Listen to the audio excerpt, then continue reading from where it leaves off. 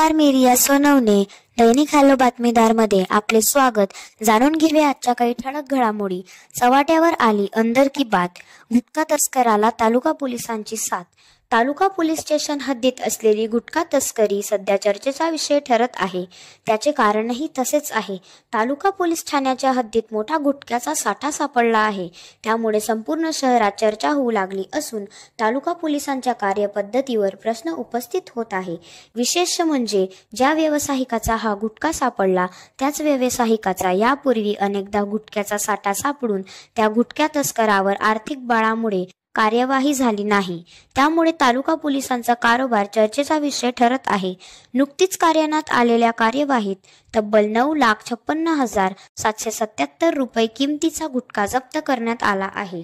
गुटखा racket चालवणाऱ्यावर पोलिसांनी कठोर कार्यवाही करावी अशी मागणी होत आहे. तालुका पोलीस ठाण्याचे पोलीस निरीक्षक महेश शर्मा यांना मिळालेल्या गोपनीय माहितीच्या आधारे पोलिसांनी छापा टाकून आयशर क्रमांक MH19CY 4474 मध्ये तब्बल 9,56,777 रुपये किमतीचा गुटखा जप्त करण्यात आला आहे.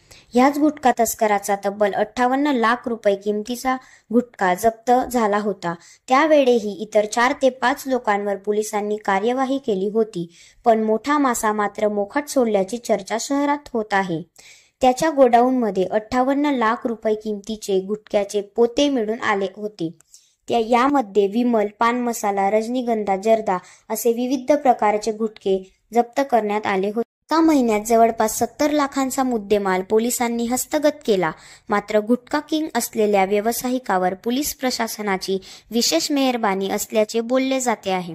कार्यवाही होऊनही पुन्हा पुन्हा हा तस्कर गुटखा विक्री सुरूच ठेवतो. त्यामुळे ही कार्यवाही अधिकच चर्चेत आली आहे.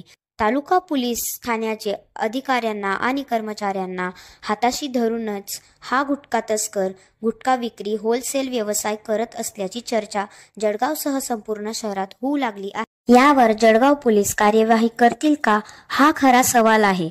अन्यथा एका कार्यवाहीनंतर प्रशासन समाधान मानून पुन्हा परिस्थिती जैसे थे होते अशी चर्चा दबक्या आवाजात सुरू झाली आहे. महाराष्ट्रात बंदी असलेल्या गुटखा शहरातील गल्लोगल्लीत पानटपऱ्या व दुकानांवर राजरोषपणे विक्री होताना दिसत असूनही त्यावर मात्र कुठलीच कार्यवाही होत नसल्याचे पानटपऱ्या चालक बिनधास्तपणे प्रतिबंधित असलेल्या गुटख्या चढ्या भावात विक्री करत आहे. जोपर्यंत ह्या व्यवसायातील मोठ्या तस्करांवर कार्यवाही होत नाही तोपर्यंत प्रतिबंधित गुटख्यांची विक्री होत राहील.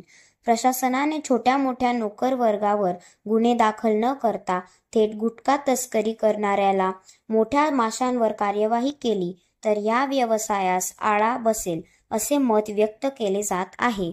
मी रिया, दैनिक हॅलो बातमीदार, जळगाव.